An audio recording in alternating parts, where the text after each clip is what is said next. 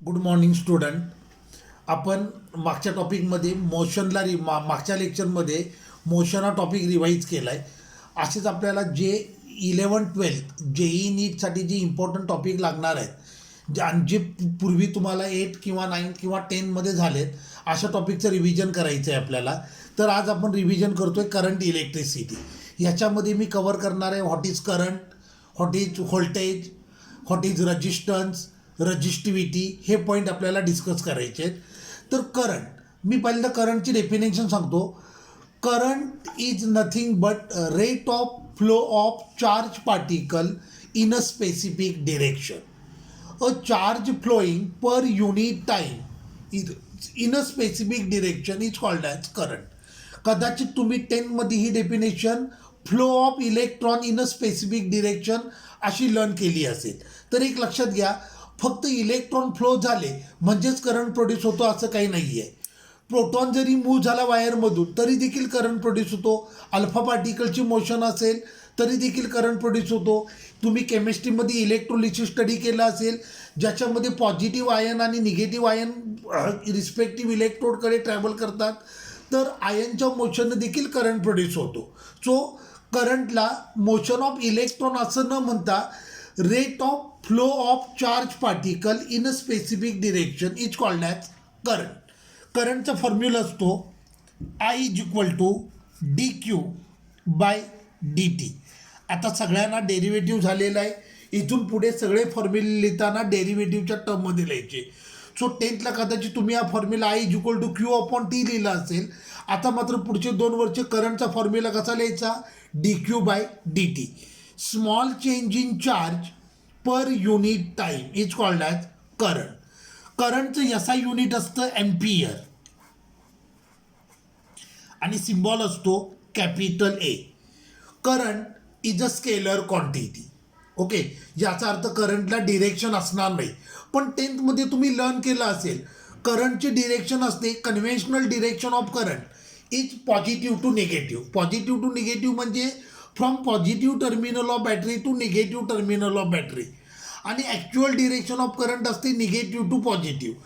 जरी करंटला तुम्ही डिरेक्शन सांगितली टिल देन करंट क्वांटिटी मात्र कोणती आहे? स्केलर, जिला डिरेक्शन नाही आहे. मग आता एक क्वेश्चन येतो की करंटला तर डिरेक्शन नाही आहे, मग कन्व्हेन्शनल डिरेक्शन आणि ॲक्च्युअल डिरेक्शन ऑफ करंट तुम्ही जे म्हणता ते ॲक्च्युली कुणाच्या डिरेक्शन आहेत? तर आता बघा, वायरमधून करंट फ्लो होतो याचा अर्थ वायरमधून चार्ज पार्टिकल मूव्ह होत आहेत. आता चार्ज पार्टिकल जर मोशनमध्ये असतील दे पजेस व्हिलॉसिटी, तर करंटची डिरेक्शन म्हणजे चार्ज पार्टिकलच्या व्हिलॉसिटीची डिरेक्शन. लक्षात आलं मी काय म्हणतोय? पुन्हा एकदा रिपीट करतो बघा. Current is scalar quantity. करंटची कन्व्हेन्शनल डिरेक्शन असते from positive terminal of battery to its negative terminal, आणि करंटची ॲक्च्युअल डिरेक्शन असते negative terminal to positive terminal. लक्षात आलं? हे जरी असलं till then current is scalar quantity. मग करंटची डिरेक्शन म्हणून आपण ॲक्च्युली कुणाची डिरेक्शन सांगतो? चार्ज पार्टिकल जे फ्लो होत आहेत त्या चार्ज पार्टिकलच्या व्हिलॉसिटी वेक्टरची डिरेक्शन सांगतो. क्लिअर झालं? आता बघा, कोणतं पण मटेरियल असेल, material is made from atom and molecule. Inside atom there is nucleus in which there are positively charged proton and neutron which has no charge. Electrons are revolving around nucleus in a circular orbit. Negatively charged electron are revolving around nucleus in a circular orbit. बरोबर आहे? आता इलेक्ट्रॉनवर charge negative आहे आणि ते nucleus भोवती circular motion perform करत आहे. बरोबर आहे? जे इलेक्ट्रॉन इनरमोस्ट ऑर्बिटमध्ये आहेत which are tightly bound with nucleus, अशा इलेक्ट्रॉनला आपण म्हणतो बाउंड इलेक्ट्रॉन. आणि जे इलेक्ट्रॉन आउटरमोस्ट ऑर्बिटमध्ये आहेत which are loosely bound with nucleus त्यांना म्हणतात free electron.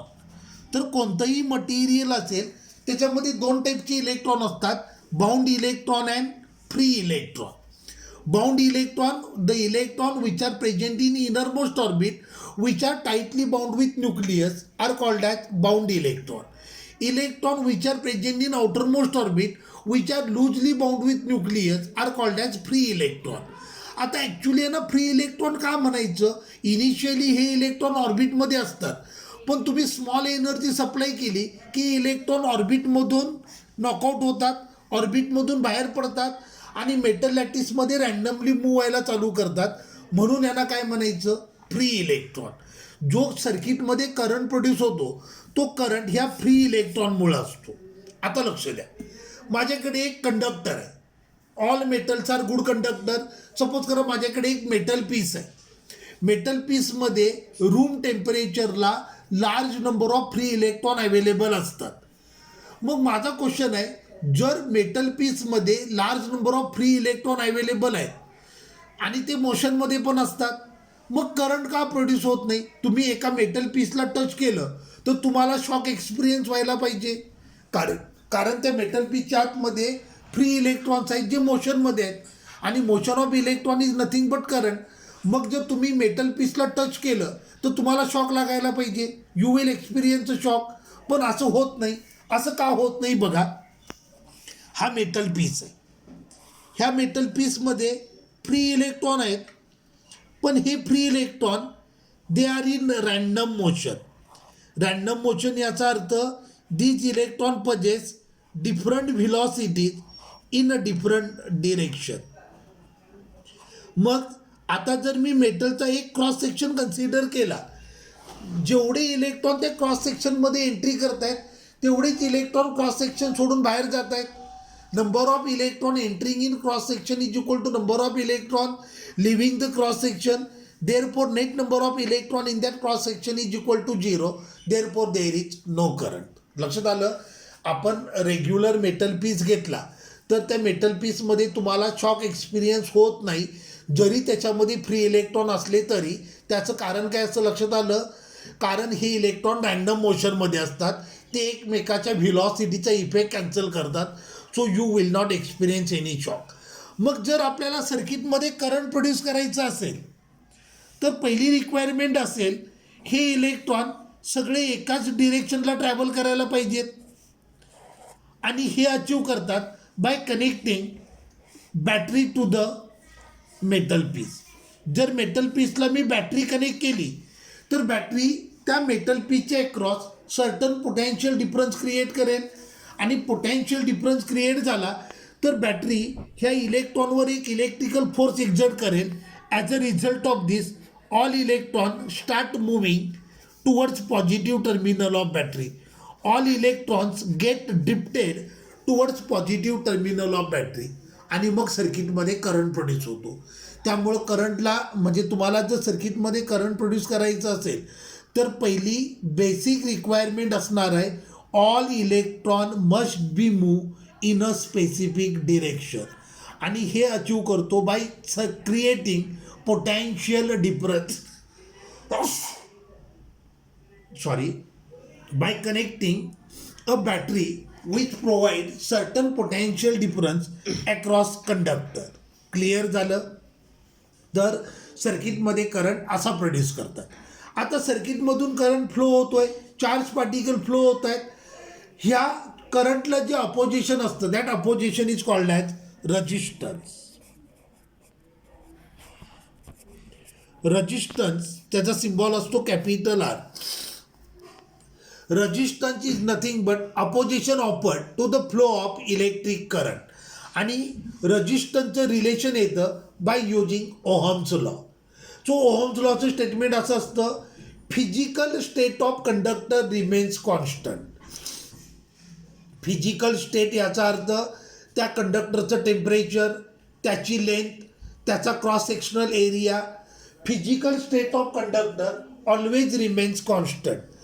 Then current flowing through the conductor is directly proportional to potential difference across ends of conductor. हा formula, हा लॉ तुम्हाला 10th मध्ये झाला असेल, ओहम्स लॉ. मी ohms लॉचा सर्किट डायग्राम ड्रॉ करतो. हा रजिस्टर, हे व्होल्ट मीटर जे पोटॅन्शियल डिफरन्स मेजर करायला यूज करताय किंवा व्होल्टेज मेजर करायला यूज करताय. व्होल्ट मीटर कायम पॅरललमध्ये कनेक्ट करायचा. हा ॲमीटर जो करंट मेजर करण्यासाठी तुम्ही यूज करताय, जो कायम सिरीजमध्ये कनेक्ट होईल. ही बॅटरी जी सर्किटच्या अक्रॉस पोटेन्शियल डिफरन्स क्रिएट करेल, ही की आणि हा रिओस्टॅट. ओके, तर हा ओहम्स लॉचा सर्किट डायग्राम आहे. According to Ohm's law, physical state of conductor remains constant, then current flowing through the conductor is directly proportional to the potential difference across ends of conductor. Physical state म्हणजे काय लक्षात आलं? Physical state याचा अर्थ कंडक्टरचं temperature, त्याची length, त्याचा cross sectional area म्हणजे कंडक्टरचे डायमेन्शन्स कॉन्स्टंट आहेत. Then current flowing through conductor is directly proportional to potential difference. So V is directly proportional to I. याचा अर्थ व्ही इन्क्रीज झालं तर आय पण काय होईल? इन्क्रीज होईल. व्ही डिक्रीज झालं तर आय पण काय होईल? Decrease. Therefore V is equal to, आता प्रपोर्शनल साईन रिमूव्ह केलं तर त्याच्याऐवजी तुम्ही यूज करणार इक्वल टू साईन आणि constant into I. So V is equal to R into I और V is equal to I R. This is our famous relation of Ohm's law. V is equal to I R. कळलं का? R is constant of proportionality and it is called as resistance of conductor. So according to definition of resistance is nothing but opposition offered to the flow of electric current. So resistance चा formula आला R is equal to V upon I. Resistance is nothing but voltage per unit current आणि याचं SI unit असतं ohm. Okay, आता ohms लॉचा जर मी graph draw केला, ohms लॉचा graph draw केला तर तो ग्राफ असा येईल. हे आय, हे व्ही, हा ग्राफ येतो straight line passing through origin. Ohm's लॉचा ग्राफ ड्रॉ केला तर हा ग्राफ येईल straight line passing through origin. आता या ग्राफचा स्लोप काढूयात. स्लोपचा फॉर्म्युला असतो slope is equal to y2 minus y1 upon x2 minus x1. आता इथे वाय ॲक्सिसवर आपलं व्ही आहे आणि एक्स ॲक्सिसवर आय आहे, म्हणजे हा फॉर्म्युला आला v2 minus v1 upon i2 minus i1. बरोबर आहे. So slope is equal to v2 minus v1 म्हणजे व्ही, व्होल्टेजमधला डिफरन्स म्हणजे व्होल्टेज असणार आहे आणि करंटमधला डिफरन्स म्हणजे करंट असणार आहे. So V upon I is nothing but R. तर ओहम्स लॉ ग्राफचा स्लोप रिप्रेझेंट करतो रेजिस्टन्स ऑफ कंडक्टर. क्लिअर झालं? हा इम्पॉर्टंट जेई किंवा नीटवाला क्वेश्चन किंवा सीईटीवाला क्वेश्चन. ओहम्स लॉ ग्राफ असतो. ओहम्स लॉ ग्राफचा स्लोप म्हणजे काय? Resistance of conductor. क्लिअर झालं? हां, आता एक मी जेईचं न्यूमरिकल घेतो म्हणजे तुम्हाला अजून थोडीशी आयडिया येईल. बघा, हे आय, हे व्ही, हे दोन कंडक्टर मी ड्रॉ केलेत, ए आणि बी. क्वेश्चन असा असतो की ह्या दोन कंडक्टरचा मी ग्राफ ड्रॉ केला आहे, यापैकी रेजिस्टन्स जास्त कुणाचा असेल? आता रेजिस्टन्स म्हणजे व्ही वर्सेस आय ग्राफचा स्लोप. बरोबर आहे ना? Resistance is nothing but slope of V versus I graph. आता स्लोप फॉर्म्युला असतो व्ही अपॉन आय आणि स्लोपचा एक फॉर्म्युला येतो y2 minus y1 upon x2 minus x1. स्लोपचा अजून एक फॉर्म्युला आहे slope is equal to tan theta. हा फॉर्म्युला तुम्हाला 10th ला झाला आहे की नाही मला माहीत नाही. तर स्लोपचा एक फॉर्म्युला काय असतो? Tan theta. आता हा ग्राफ बघा, पहिला ग्राफ आहे त्याचा अँगल सपोज करा θ1 आहे, दुसऱ्या ग्राफचा अँगल θ2 आहे. आता as compare to wire B, wire एचा अँगल जास्त आहे. अँगल जास्त याला याचा अर्थ स्लोप जास्त आला. पुन्हा एकदा रिपीट करतो, as compare to B, wire A ह्याचा θ जास्त आहे. आता θ जास्त आला याचा अर्थ टॅन थीटाची व्हॅल्यू पण जास्त आली. टॅन थीटाची व्हॅल्यू जास्त आली याचा अर्थ त्याचा स्लोप पण जास्त आला. आता स्लोप म्हणजे रेजिस्टन्स, देअर फोर कंडक्टर एचा रेजिस्टन्स पण काय आला, जास्त आला. आणि कंडक्टर बीचा अँगल कमी आहे, त्यामुळे त्याचा टॅन थिटा पण कमी असणार. टॅन थिटा कमी याचा अर्थ त्याचा स्लोप कमी. व्ही वर्सेस आय ग्राफचा स्लोप म्हणजेच रेजिस्टन्स. सो कंडक्टर बीचा रेजिस्टन्स कसा आला, कमी आला. क्लिअर झालं. हे JEE AIPMT 2011ला विचारलेला क्वेश्चन आहे. कळलं का मी कसं एक्सप्लेन केलं.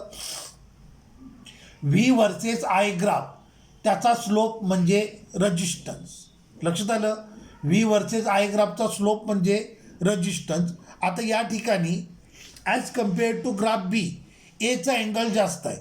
एचा अँगल जास्त असेल तर त्याचा टॅन थिटा पण जास्त येणार. टॅन थिटा म्हणजेच स्लोप, बरोबर आहे. सो ग्राफ एचा स्लोप जास्त आहे आणि हा स्लोप रिप्रेझेंट करतो रेजिस्टन्स, त्यामुळं ग्राफ एचा रेजिस्टन्स पण काय झाला, जास्त झालं. क्लिअर झालं. आता आपल्याला पुढचा पॉईंट स्टडी करायचा आहे, लॉ ऑफ रेजिस्टिव्हिटी. तर बघा, resistance of conductor is directly proportional to its length and resistance of conductor is inversely proportional to its cross sectional area. Resistance of conductor is directly proportional to its length and inversely proportional to its cross-sectional area.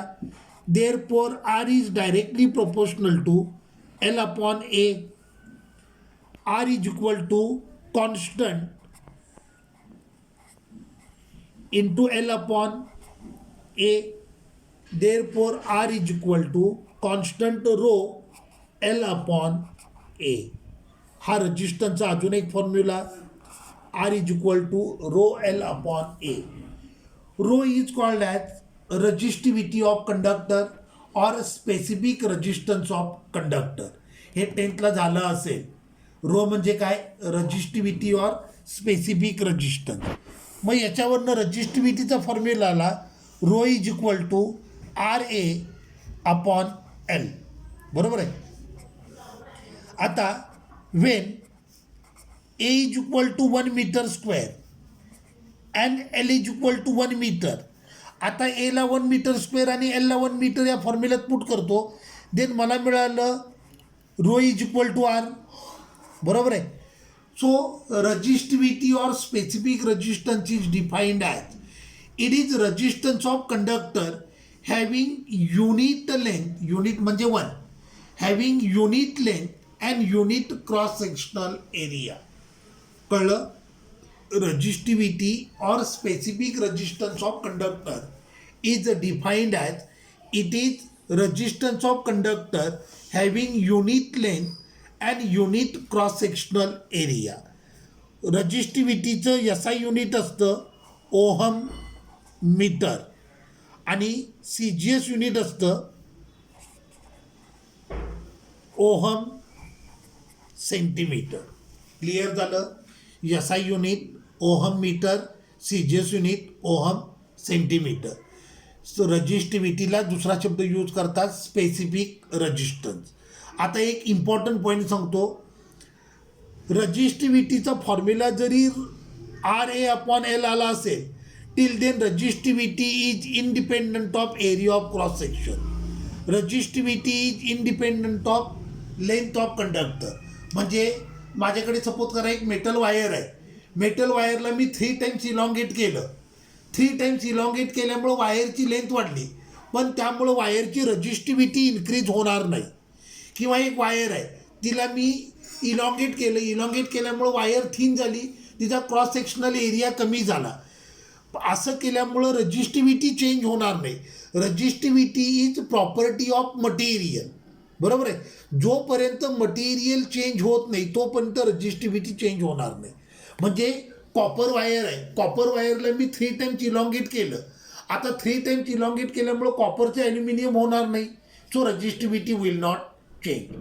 Me copper वायरच्या ऐवजी aluminium wire use करत असेल तर मात्र resistivity change होईल. तर एक important JEE वाला क्वेश्चन किंवा नीटवाला question, on which factor resistivity will depend. तर रेजिस्टिव्हिटी डिपेंड करते on material. Resistivity will depend upon nature of material. Resistivity will depend upon temperature. लक्षात आलं. Resistivity is independent of dimensions. Dimensions याचा अर्थ length of conductor, area of cross section of conductor, यावर resistivity depend नसते. कळलं. Resistivity कशावर depend असते. Resistivity will depend upon nature of material. जर तुम्ही मटेरियल चेंज केलं रजिस्टिव्हिटी will change. Resistivity will depend upon temperature. Clear झालं. ही आयडिया क्लिअर झाली. मग आता पुढचा पॉईंट आहे तो म्हणजे conductance.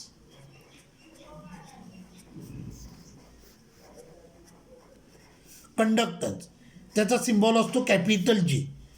Reciprocal of resistance is called as conductance. Reciprocal of resistance is called as conductance. Clear झालं. मग आता बघा ह्याचं युनिट काय येणार. ह्याचं युनिट येणार 1/Ω.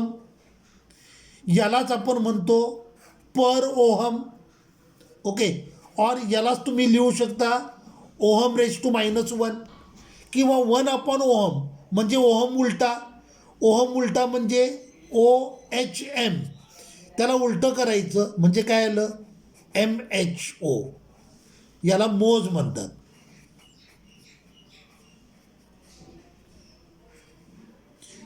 तर कंडक्टन्स युनिट काय असतं पर ओहम और मोज.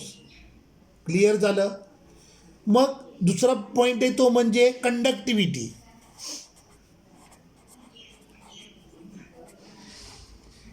Conductivity symbol sigma. Reciprocal of resistivity is called as conductivity. Reciprocal of resistivity is called as conductivity. कंडक्टिव्हिटीची युनिट येईल पर ओहम मीटर. आता पर ओहम म्हणजेच मोज. सो याचं युनिट आलं मोज पर मीटर. CGS युनिट आलं मोज पर सेंटीमीटर. आता पुढचा पॉईंट आहे तो म्हणजे डिपेंडन्स ऑफ रेजिस्टन्स. रेजिस्टन्स कोणत्या कोणत्या फॅक्टरवर डिपेंड असेल बघा. रेजिस्टन्सचा फॉर्म्युला V/I आणि resistance is equal to ρL/A. तर सगळ्यात इम्पॉर्टंट रेजिस्टन्स कधीही व्होल्टेजवर डिपेंड नसतो किंवा रेजिस्टन्स कधीही करंटवर डिपेंड नसतो. व्होल्टेज आणि करंट एकमेकावर डिपेंड असतात आणि हा डिपेंडन्स बॅलन्स करणारा कॉन्स्टंट कोण आहे resistance. So resistance is independent of voltage. Resistance is independent of current. Resistance कशावर डिपेंड असतो. Resistance will depend upon length. Resistance will depend upon cross sectional area and resistance will depend upon temperature. So resistance depend असतो on dimensions of conductor and on temperature. Clear झालं. आता Ohm's लॉच्या बेसिसवर मटेरियलना classify करतात into 2 groups. Sorry, Ohm's लॉच्या बेसिसवर मटेरियलना क्लासिफाय करतात into 3 groups. Ohmic conductor, non ohmic conductor और semi conductor and insulator.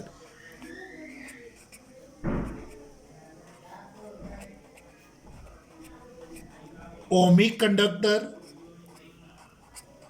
Non ohmic conductor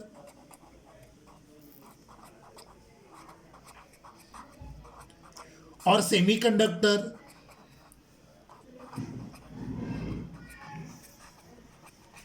And third, insulator. On the basis of Ohm's law, material are classified into 3 groups: ohmic conductor, non-ohmic conductor or semiconductor and insulator. आता ohmic conductor म्हणजे काय बघा. The material which strictly obeys Ohm's law are called as ohmic conductor. जे material ohms law 100% ओबे करतात, जे material ohms law strictly ओबे करतात त्यांना म्हणायचं ओहमिक कंडक्टर. ओहमिक कंडक्टरसाठी ओहम्स लॉचा ग्राफ असतो straight line passing through origin. Ohmic कंडक्टरचे example all metals, copper, aluminium, silver, gold, like that. कळलं. The materials which strictly obeys Ohm's law are called as ohmic conductor. Example all metals. आणि ह्यांचा graph कसा असेल straight line passing through origin. The materials which रफली obeys Ohm's law are called as non ohmic conductor. जे material ohms law रफली obey करतात त्यांना म्हणायचं नॉन ओमिक कंडक्टर. त्यांच्यासाठी ओहम्स लॉचा ग्राफ असेल curve passing through origin. Okay, semi conducting device असतात. For example P N junction diode,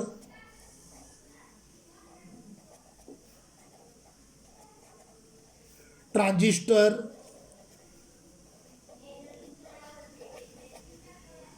then rectifier. ही नावं लक्षात ठेवा. जे मटेरियल ओहम्स लॉ रफली ओबे करतात त्यांना म्हणायचं नॉन ओमिक कंडक्टर. हे त्यांचे एक्झाम्पल. आणि जे मटेरियल ओहम्स लॉ ओबे करत नाहीत, the material which does not obeys Ohm's law are called as insulator. Clear झालं. The material which obeys Ohm's law strictly are called as ohmic conductor. The material which रफली obeys Ohm's law are called as semi conductor. The material which does not obey Ohm's law are called as insulator. तर हे 10th झालेलं knowledge आपल्याला पुढे 11th लागणार आहे. ठीक आहे. तुम्ही हा व्हिडिओ केअरफुली बघा, वॉच करा आणि त्यानंतर याच्या नोट्स बनवा. पुढच्या लेक्चरमध्ये आपण नवीन टॉपिक चालू करू, म्हणजे 10thमधलीच रिव्हिजनचा नवीन टॉपिक चालू करूयात, त्याला रिवाईज करूयात. तुमच्या बेसिक आयडिया क्लिअर झाल्यानंतर मग मला 11 स्टार्ट करता येईल. ओके, गुड लक.